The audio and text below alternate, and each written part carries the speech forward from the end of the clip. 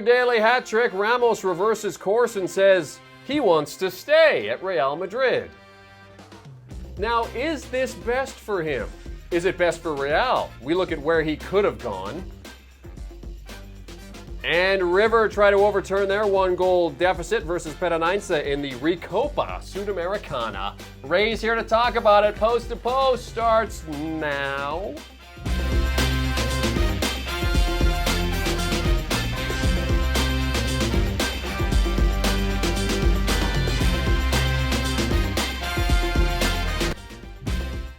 Hey everybody! Welcome to the program.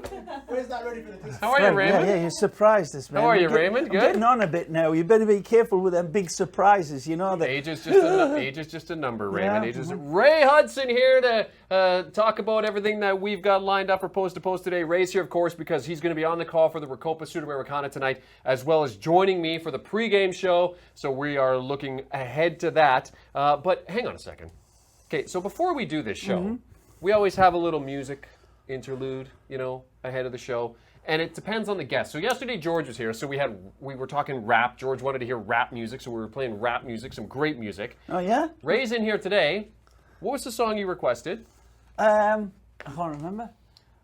Somewhere. Somewhere. Beyond the sea, I'm Yes. there waiting for me. And what comes out of this, okay, is Ray drops a little bit of knowledge on me about his younger... Yeah, it was no big deal. I mean, I lived in the same village as this? Brian Johnson, the lead singer from AC/DC, and I dated his sister for a couple of days, couple of Ray weeks. Hudson dated the sister of the lead singer of AC/DC. Julie was a lovely lass. We went to the same school. It wasn't even a date. I used to walk her back from school, carry her books. No big deal. And Brian was just one of the best lads ever. And he remains one of the best men ever. Salt of the earth, Brian Johnson. But I don't like his the voice, man. It was too much roaring. Drop your comments in, and if you happen to, be in touch with AC/DC, let them know that Ray, he'd probably know who you were, right? Oh, absolutely. Absolutely. He took us out. Me and Stan Cummins, a lad called Stan Cummins, used to play for Middlesbrough. We were playing in Minneapolis, Minnesota, this game, and that was our team. And Brian was in town with AC/DC and invited us out to the Sofitel, and he introduced me to a beautiful wine called Puy Fusé, and the wine just kept on coming, and I'll never forget that night. It was brilliant. I love this job so much. It was I love fun. this job so much. We could just throw the rundown out and get the stories going. But I love it. Before we leave it, I just want to say it. I cannot emphasize as much. It's not my type of music, Jeremy, AC/DC stuff. But Brian Johnson, one of the true saints, an absolute salt of the earth, proper Geordie. So. Okay, we're already getting comments coming in here. Radu says hi. Ray Hussein is saying hi. Somebobody's already in on Sergio Ramos. Watching from Atlanta, Georgia. Yeah, we always love to hear where you're watching from. Ray sings a better Coutinho song. Okay. Mike says you've been Hudson struck. Coutinho. There you go. There you go. Okay, so let's get into the daily news. Oh, you got me. Gino. One job. Gino, one job.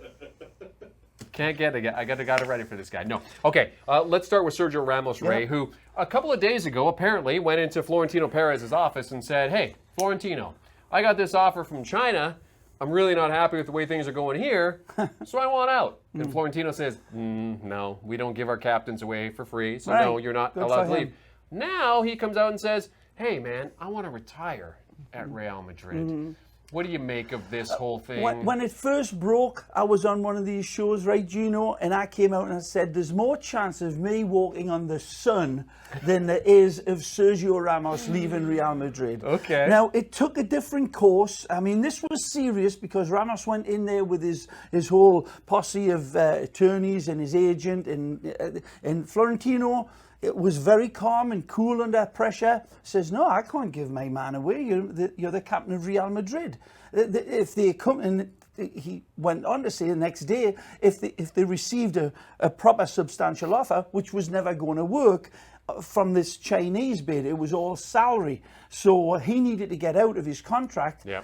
The guy has done stupefyingly magnificent things with Real Madrid, and he deserved. I've done enough. I've earned my pay. I've paid my dues, and now I can go and make a king's ransom with this move. But it's going to have to wait till next year now. 20 trophies in 14 seasons at Real Madrid, including 4 Magnificent. Champions Leagues and 4 La Liga titles. You know what, Jeremy? It's not just that of his silverware haul. It's what he would leave, a vacuum of leadership for Real Madrid, that there is nobody else, nowhere, no how, in any position or any player, no matter who they would import in to take his place. You can't replace the soul and the heartbeat of a team, and he personifies everything. And not just that, people talk about being a master of the dark arts. The man is a brilliant world-class defender. His football over distance, his passing range. Don't tell Liverpool fans that. Yeah, but the passing over range is marvellous. And since that tangle with Mohamed, of course, his stocks went down dramatically in England. You know what? He don't care, because the rest of the world sees him as what he is, which is a top-class, world-class footballer. Let me ask you this. Is this a shot across the bow from Ramos because of what happened with Florentino? There was the fallout, the elimination from the Champions League, the fact that they had a bust up in the locker room. How much of this is Ramos saying, hey, things here need to improve, or this is just a sign of what's to come? Right. Like, is this kind of him going to Florentino and saying, look, you need to do something here because we can't do this on a regular basis? The spiralling down of this Real Madrid team, even when Zidane came in, it continued. And there's so much to be put right with Real Madrid. And certainly he may have smelt it coming and said, listen, I want out of this. But it wasn't the right time, and he deserves criticism for it. This could have been done really behind closed doors. Yes. It could have, and they could have pursued it in a much more discreet way. And once it's out, now he's got to step his form up next season, or else he will hear the whistles at the White House. He has a contract until 2021. And as mentioned, he's been there since 2005. Let's get some comments. Leonga says, Ray Hudson and Phil Shane, the best football commentator duo. I'm not going to argue. Thank you, Leonga. I'm not going to argue with that. Ray, you have a lot of love out here in the San Francisco Bay Area. Yeah, I love the Bay Area. Oh, beautiful, San beautiful. Francisco Bay Blues influenced my entire life. The music, Boz Scaggs, Taj Mahal, Santana, on and on. Obviously, who doesn't love the city? Of course. Clay says Sergio Ramos is the GOAT. Mike says Sergio Ramos' beard game is a C at best. Mike would know, I guess. I don't know about that, mate. I mean, that's a wonderful trim beard. Take a look at this. Yeah. I mean, there's not a hair out of place. Nice. I mean, this isn't any, lumberjack or anything. That's absolutely manicured. It would take me a decade to grow that. That hair, that great head of hair. He's a Hollywood star. You tell him, Ray. I mean, it really is. That's a good-looking man. A man that and there's nothing wrong with me. I'm okay. But I'm just saying that he's not a pretty boy. He's a true man. I love him. A man's man. That's what you said. Okay, Make a good pirate, that lad, as Fabian makes a good comment here. I love Ramos, but at 33, the juice may not be worth the squeeze. How do you feel about that, Raymond? There's a few of them that way. Look at even Marcelo, they're the age before our eyes. But it's a fair point, and that's what Real Madrid are looking towards. But again, at 33-year-old Jeremy, if they got which that's why they won't let Varane go, because they've got that cheetah alongside the lion that is Ramos, and they've got speed to cover around him. If Zidane can get this right and get his wing-backs playing in the proper way, I still think he's got at least another season at the top quality of Real Madrid. But it's certainly going to be up for debate next year. Leonga says it's not about the age. What matters is the talent and energy. Sergio Ramos is still strong. He truly is, and he shows it in everything about him. But, let's be honest, Leonga, he had some little dips, as all of Real Madrid fans saw in all of their players. So there's work to be done by the great Zidane. He's got to coach this team, and he's got to be the rock that he builds his team around. Hussein says he's a top red card winner. Bashir says Real Madrid should give him a new contract. And who else we got here? Watching from Jamaica, says Tevin. Jamaica! I love Montego Bay, baby. Love it. It's been too long since I've been to the island. Joel says, I agree, Ray. Like you've said before, he is the spirit animal of Real Madrid. But it's time for him to go. Time for new experiences. Okay. If they get, if they had a player identified like Liverpool did with Van Dijk, if they had him absolutely identified that that's the next guy, and of course, they've made some signings. They signed the Brazilian at the back, so Militao, that's going to be a good cover. But it's still the captainship, make no mistake. Nick says, shout out from Knoxville, Tennessee. Welcome, nice. Knoxville. Ray, you're the GOAT of commentary. Yeah, thank you, Nick. I'm not going to argue with that. Okay, so that's the Sergio Ramos story. I mean, if he was going to go somewhere, where do you think he would go? You know what? If he really wants to, forget China. Just cast your mind back to when that tangle happened, because that's what I believe it was with Mohamed Salah. That tangle where Salah came across first. If you look at the replay, I know Liverpool fans never want to hear this, but he was the first one. Then Ramos responded, and then the tangle came into effect. And unfortunately for Mo, he fell to the ground heavily and was, whether you believe it or not, drove into the ground, accidental collision. It depends which table you're at. But just imagine if Sergio Ramos went to Manchester United. What that would do to Liverpool fans that already hate him more than the plague. They'd see him twice a year, plus Exactly. cup. And the Man United's got the money. They're looking for a central defender. But it's like the other lad said before. At 33, he's at the very height of his age. And United need leadership. For sure. That I think is the intangible for a team like United. They need a leader like him. They haven't had one since Roy Keane. No, and he brings that attitude, no question. But whether or not it's a little too late in the day, Jeremy, I'm just fantasizing of what it would be like playing for Man United against Liverpool and your Sergio Ramos. Oh my God. I fantasize about playing for Man United all the time. Okay, let's move along. Late breaking news this afternoon from Inter Milan. Luciano Spalletti is out, which means that Antonio Conte is probably going to come in. They're saying possibly Friday he could be named as the successor to Spalletti. Going to cost Inter money, though. 27 million, I think, is what it's going to cost him to let Spalletti go. Yeah. I mean, his brother died 2 days ago. I know.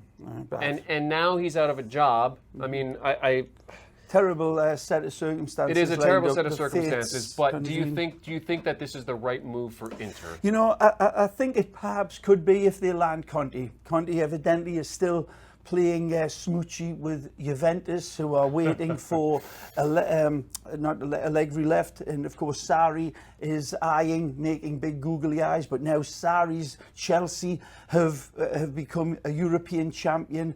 Sarri got them into third place, Chelsea, which is that's a good season. Yeah. Do you fire that coach? Well, if you do, Juve's got the door open for him. But getting back to Inter, I think Spalletti did a wonderful job in so many ways. He was a good coach. He's a good man. Got them to the Champions League twice. Really, and remember, this was a club that was really foisted with all sorts of financial pressure. They had Icardi, the whole Icardi debacle that just continued, and that soap opera. It took a lot of handling, and he did an admirable job for me. And he was the same at Roma. He's a good coach, Jeremy. Knows Italian football, handled his team well. But these clubs, that's not good enough. The aspirations, they got him to the Champions League.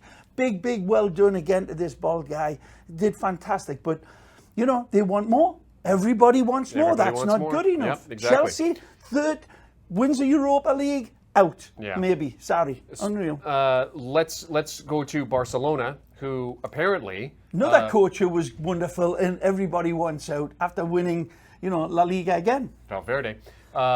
Apparently, there are reports on Thursday that Josep Bartomeu has put the Griezmann transfer in the fridge. Right. Which means you essentially put it on ice. They're not in any hurry to sign Griezmann. They have other options. And now it's looking less and less like Griezmann's going to end up at Barcelona. I think they're just kind of, they're kind of just going back and forth a little bit. Yeah. I like you. No, get away. Oh, but I like you. Oh, get away. I think that's what we're seeing with Griezmann. But what do you make of this? Do you think, and this is something I think, did Griezmann overplay his hand? Well, remember, he just won the World Cup last season. He comes back and now he makes this big drama about whether he's going to sign for Barcelona or not.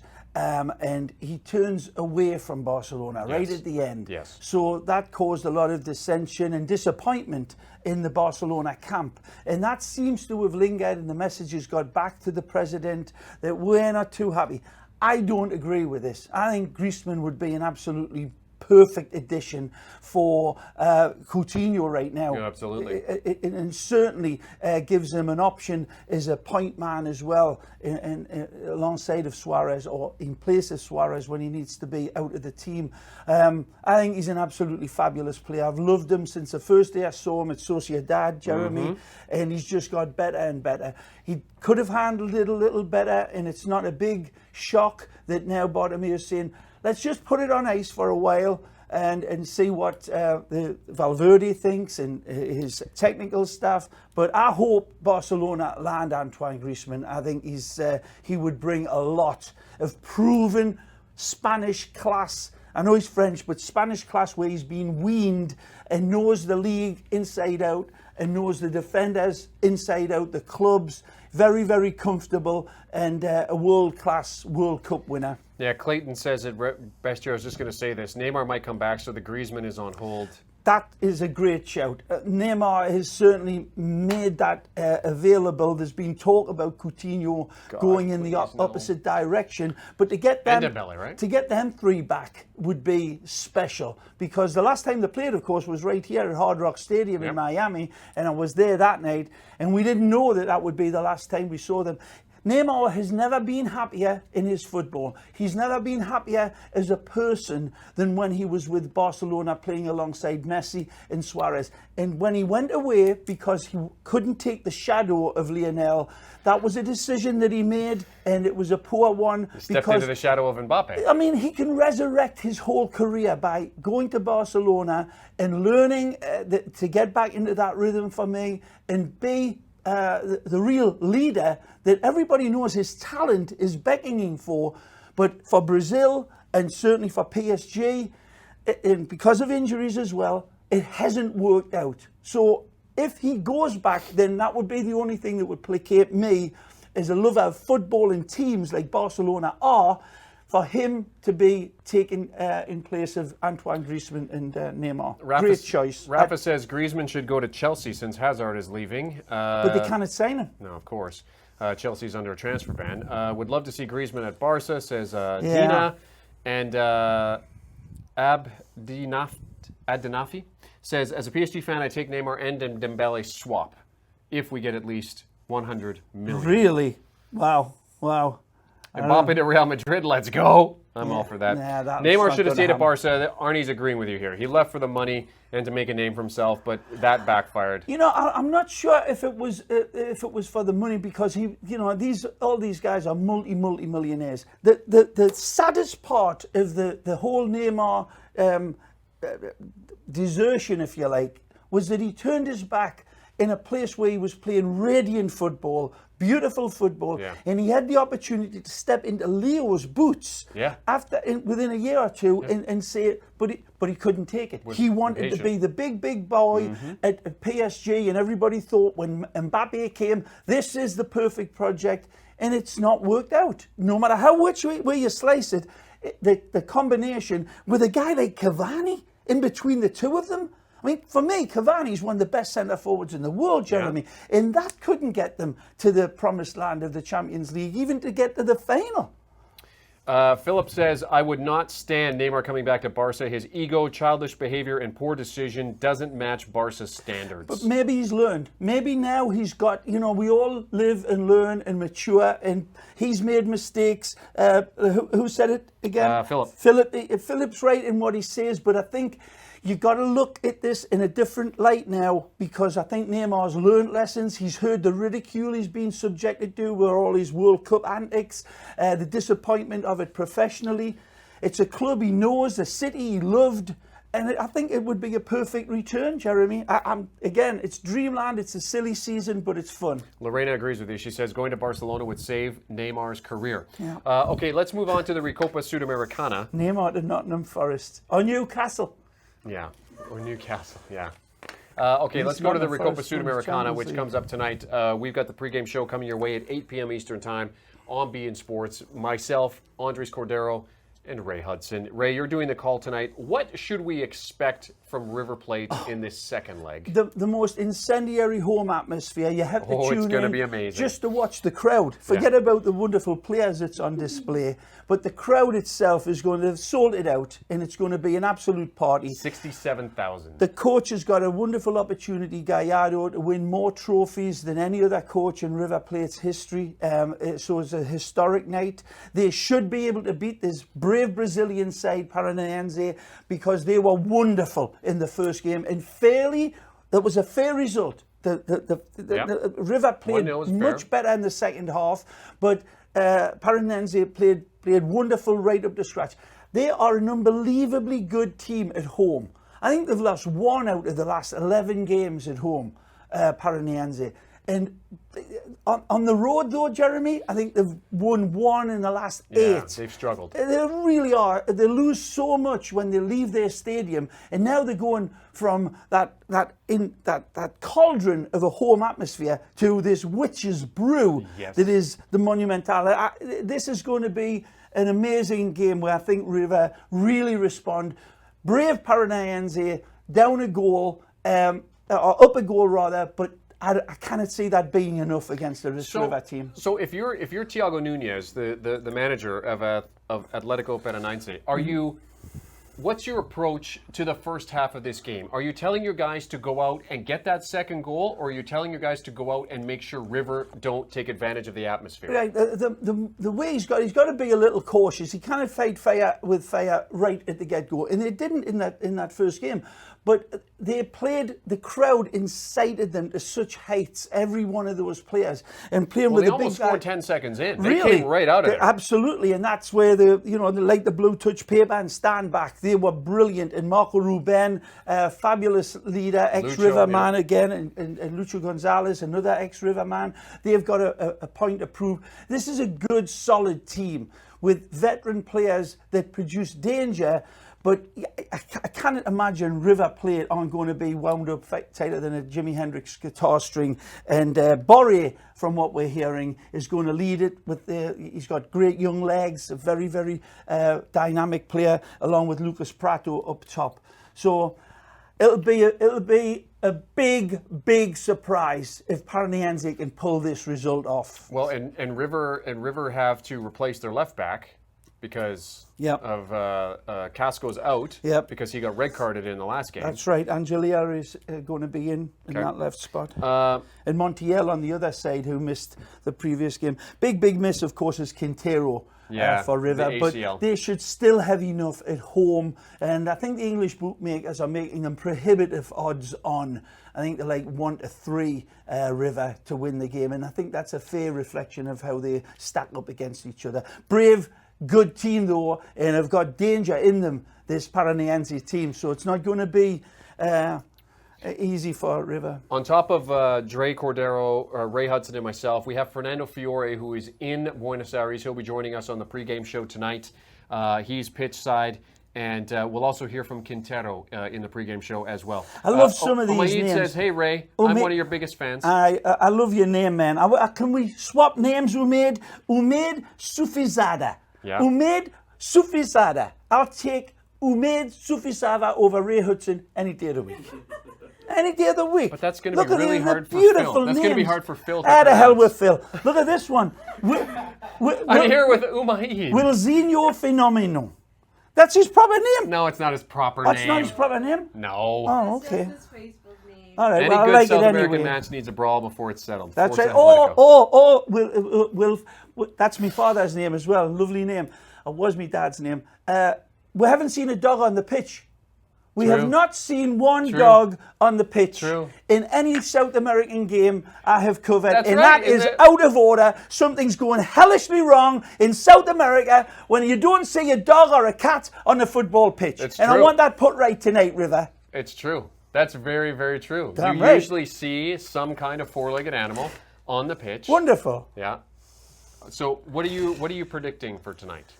I think it'll be River 3-0. Ooh, 3-0. Yeah.